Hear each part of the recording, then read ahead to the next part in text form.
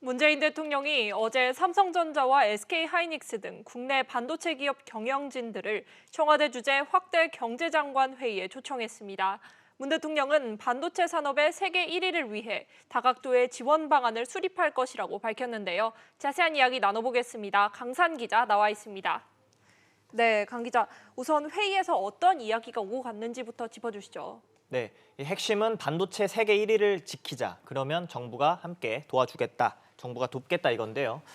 미국을 비롯해서 전 세계가 지금 반도체 주도권을 잡겠다고 나서고 있는데 우리 정부도 대대적인 정부의 지원을 선언한 자리였다고 보시면 됩니다. 문 대통령 이야기 들어보시죠. 반도체 산업은 우리 경제의 현재와 미래가 걸린 핵심 국가 전략 산업입니다.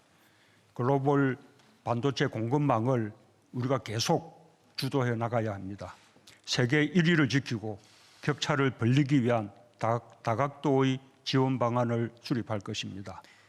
문 대통령은 또 이제 기회를 선점하기 위해선 기업과 정부가 한 몸이 돼야 한다고도 강조했습니다.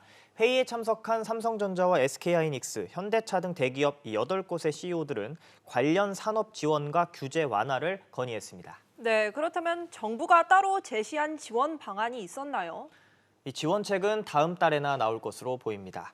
정부는 반도체 산업 지원책을 담은 K반도체 벨트 전략을 이르면 다음 달 발표할 계획이라고 밝혔는데요. 이 미국 수준으로 세금을 깎아주는 파격 인센티브 내용이 담길 가능성이 있습니다. 산업통상자원부는 또 이 반도체 특별법 제정을 적극 검토하겠다고 밝혔습니다. 기업과 정부의 공동 투자를 통한 반도체의 어떤 인력 양성, 또 핵심 인력에 대한 보호 방안도 마련하기로 했습니다. 네, 어제 많은 경영진들이 참석을 했는데 네. 반도체 업계의 반응은 좀 어땠나요? 우선 이제 정부의 이런 발언에 대해서도 환영한다는 입장인데요. 다만 구체적인 방안이 나오지 않았다는 점에서는 아쉬움을 드러내고 있습니다.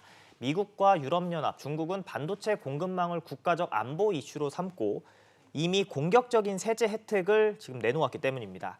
국내 반도체 업계는 지난 9일 이 간담회를 비롯해서 그동안 초격차 유지를 위해선 제조 설비 이 투자 비용이 세액공제 대상 범위에 포함돼야 한다고 이렇게 구체적으로 요청을 했는데요.